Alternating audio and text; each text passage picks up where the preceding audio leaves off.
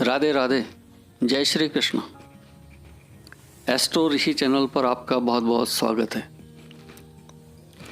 नववर्ष आप सभी के लिए मंगलमय हो, ऐसी हमारी शुभकामनाएं हैं।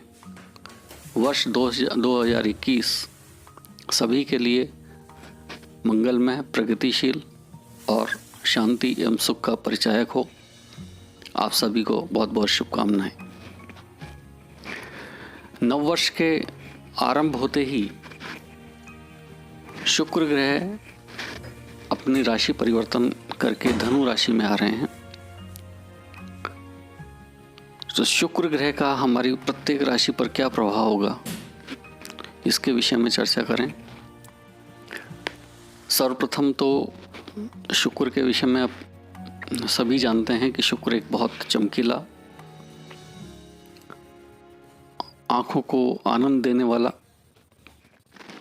शुभता का परिचायक, स्त्री का कारक, सौभाग्य का कारक और धन का प्रदाता है। साथ ही समस्त विलासिता की वस्तुएं, ज्ञान इसमें निहित है। साथ ही ये यात्राओं का भी घर है। तो शुक्र हमारे जीवन का बहुत अत्यंत महत्वपूर्ण स्टार कह सकते हैं इसको, जो कि सांसारिक जीवन के समस्त विलासिता की वस्तुएं दिलाने में सक्षम होता है और हम अपने ज्ञान विवेक से इस संसार को आसानी के साथ में पार कर जाएं, ऐसी इसमें क्षमता है। अब बात करते हैं मेष राशि से। तो मेष राशि को शुक्र नवम स्थान में आएंगे। वहाँ पूर्व से ही सूर्य और बुध की युति है। अतः यह अभी सूर्य के साथ में अस्त नहीं होंगे, इसलिए इनका प्रभाव शुभ रहेगा। तो मेष राशि के जातकों के लिए यह अति सुंदर रहेगा।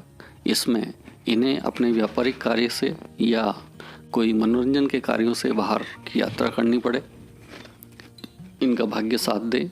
घर में किसी मांगलिक कार्य को या परिवार के किसी मांगलिक कार्य में शामिल होने का अवसर मिले। स्वयं के घर में भी किसी प्रकार का मांगलिक कार्य हो और सुंदर तथा हंसमुख हमेशा इनका स्वभाव बना रहे। साथ ही सूर्य के कारण इन्हें कोई बड़े लोगों से संपर्क स्थापित हो तथा इनको उनसे लाभ प्राप्त हो।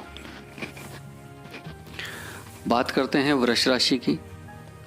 तो वृष राशि को यह अष्टम स्थान में होंगे। 8वें स्थान के शुक्र भी अत्यंत शुभ माने गए हैं। इनके लग्न में राहु और अष्टम में शुक्र का योग इन्हें कोई विशेष लाभ अर्जित कराने की संभावना दिखा रहा है। अतः जो लोग शेयर, सट्टा बाजार आदि का कार्य करते हैं, उनको इसमें विशेष अवसर प्राप्त हो सकता है। दूर देश की यात्रा या किसी प्रकार की इंडस्ट्री या जो भी लोग इसमें नवीन कार्य करने जा रहे हैं या व्यवसाय में हैं, उनको एक विशेष प्रकार का लाभ अचानक मिलने की संभावना है। इनका दाम्पत्य जीवन सुखद रहेगा। दाम्पत्य में आ रही बाधाएं दूर होंगी और घूमने फिरने का भी अवसर प्राप्त होगा। मिथुन राशि। तो मिथुन राशि को शुक्र सप्तम स्थान में होंगे। सप्तम स्थान में शुक्र को अच्छा नहीं माना गया है। राशि के अनुसार यह इसका अशुभ फल देने वाला घर माना जाता है। इसका एक कारण ये भी है कि शुक्र चूंकि 7वें घर का मालिक, 7वीं राशि का मालिक होता है, तो 7वें घर का भी मालिक होता है। तो और 7वें घर का कारक भी होता है। तो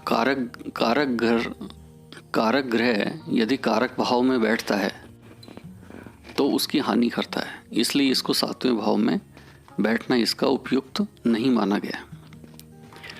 तो यहाँ थोड़ी पीड़ाएं या थोड़ी कठिनाई दाम्पत्य जीवन में या स्त्री या पति की तरफ से कुछ संभावनाएं इसमें बनती हैं, शारीरिक रूप से या आपसी विचारधारा के रूप में।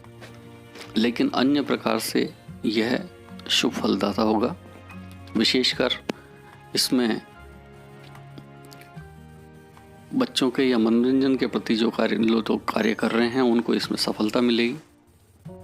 जिन लोगों के विवाह आदि का कार्य नहीं हुआ है उन्हें विवाह के लिए प्रस्ताव आएंगे। और जो भी लोग विभिन्न प्रकार के ऑर्गेनाइजेशन में काम कर रहे हैं, बड़ी इंडस्ट्रीज में काम कर रहे हैं, उनको इसमें सहायता प्राप्त होगी, उन्हें अच्छा लाभ मिलेगा। जो साझेदारी में कार्य करते हैं, संयुक्त रूप से कार्य करते हैं, उनको भी इसमें विशेष लाभ मिलेगा। बात करते हैं कर्क राशि की। तो कर्क राशि से ये छठे भाव में होंगे। कन्या राशि चूंकि शुक्र की नीच राशि है, तो चंद्रमा से इसको छठे स्थान में शायद इसीलिए अच्छा नहीं बताया गया है। तो छठे स्थान में इसके रहने से शत्रु का प्रकोप, बीमारियों की अधिकता, कार्यों में बाधा, आपके स्वास्थ्य को लेकर के इसमें गिरावट आदि का दोष माना गया है।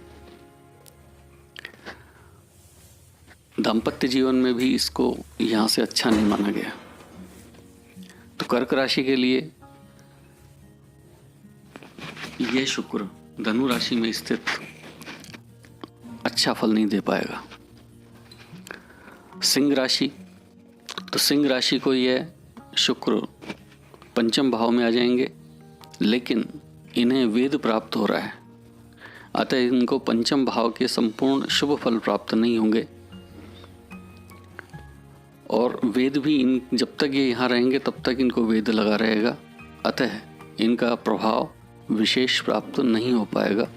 तो ऐसे लोग जो विद्या के लिए, एजुकेशन के लिए बाहर जाना चाह रहे हैं या एजुकेशन को आगे हायर स्टडीज़ के लिए जाना चाह रहे हैं, उनको किसी प्रकार की बाधा उत्पन्न होगी या उसमें डिले होगा। साथ ही जो मनोरंजन के कार्य करते हैं, जो शेयर सट्टेबाजी के कार्य करते हैं, उनको भी इसमें थोड़ा नुकसान हो सकता है। और आपके स्वास्थ्य के प्रति इसमें विशेषकर अपने पेट से संबंधित रोगों पर सावधानी रखने की आवश्यकता होगी।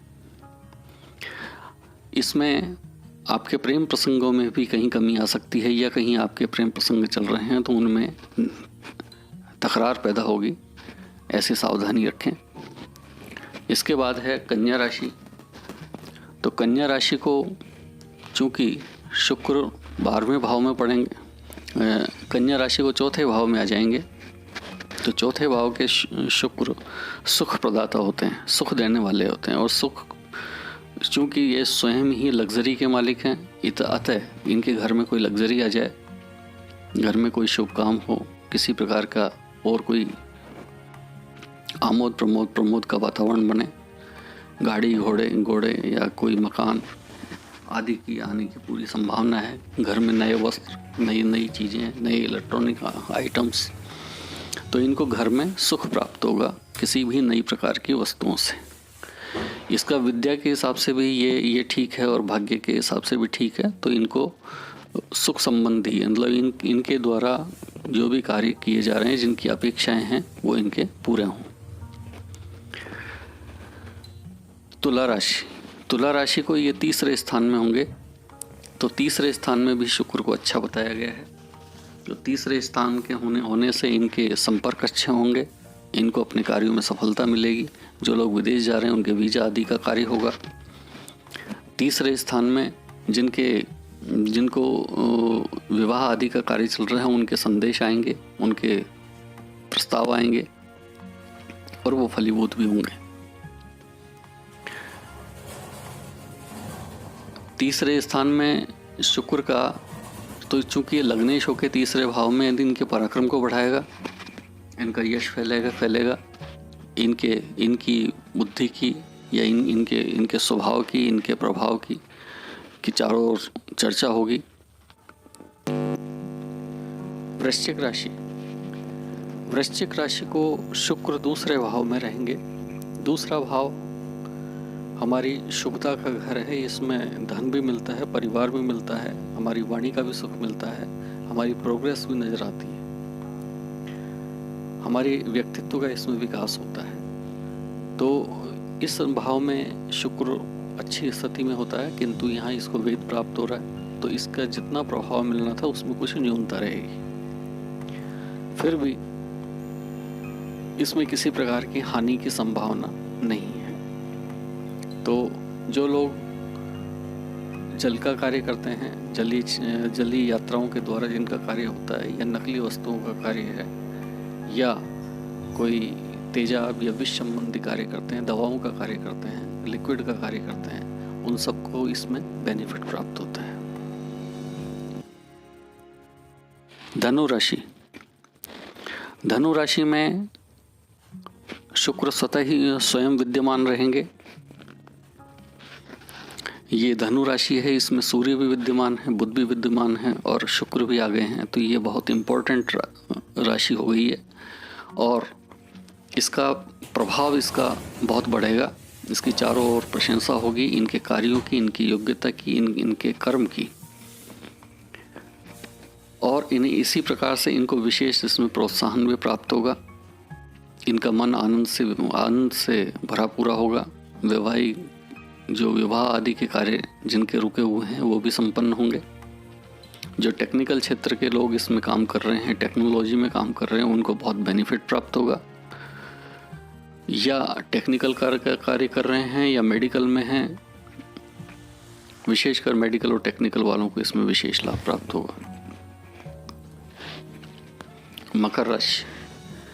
मकर राशि में को सूर्य 12वें स्थान में होंगे, तो 12वें स्थान में भी शुक्र को बहुत अच्छा माना गया है। ये सुख सुविधाओं को देने वाला है, बाहर से इनको लाभ प्राप्त होता है, बाहरी स्रोत से इनको लाभ प्राप्त होता है, अनेक प्रकार के इनको एंजॉयमेंट के इस समय अवसर प्राप्त होते हैं। और चूंकि इस समय सूर्य बुध और ये है, तो विशेष प्रकार के किसी खर्चे को भी दर्शाते हैं। तो घर में कोई बड़ा खर्चा हो, कोई विलासिता की वस्तु आपके घर में आए, या इलेक्ट्रॉनिक्स आइटम वगैरह घर में आए, तो ये शुक्र भी इसमें अच्छा फल दे रहा है। साथ में जो लोग विदेश आदि में रह रहे हैं, तो उनको इसमें विशेष फायदा होगा, या जो विदेश जाकर के व्यापार करते हैं उनको भी इसमें काफ़ी लाभ प्राप्त होगा। कुंभ राशि। कुंभ राशि को ये 11वें भाव में होंगे। 11वां भाव भी बहुत अच्छा है। 11वें भाव में जो भी प्लानेट आते हैं वो अच्छा फल देते हैं, लेकिन इनको यहाँ भी वेद प्राप्त हो रहा है, अतः इनको अपने पूर्ण प्रभाव से रिजल्ट प्राप्त नहीं होगा। फिर भी ये कुंभ राशि के लिए चतुर्थेश और नवमेश हैं, होकर के एकादश में इनका बैठना ही शुभ हो जाता है, तो काफ़ी कुछ इनको भी बेनिफिट प्राप्त इसमें होंगे। मीन राशि को ये 10वें स्थान में आ जाता है। दशम स्थान का शुक्र अच्छा नहीं माना गया, अतः मीन राशि को यह साधारण फल देगा। मीन राशि को वैसे भी ये अकारक ग्रह है, क्योंकि तृतीयेश और अष्टमेश दोनों का दोष इसको मिला हुआ है और दशम भाव में है। तो किसी प्रकार की परेशानी सामने आ जाए, कोई अर्थ से संबंधित आर्थिक किसी प्रकार का नुकसान हो जाए, या कोई अर्थ से संबंधित राजकीय कोई व्यवधान उत्पन्न हो जाए, ऐसी इसमें पूर्ण संभावनाएं हैं।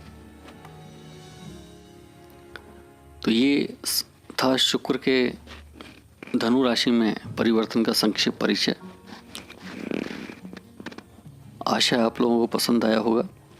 एक बार पुनः आपको नववर्ष की शुभकामनाएं। बहुत बहुत धन्यवाद।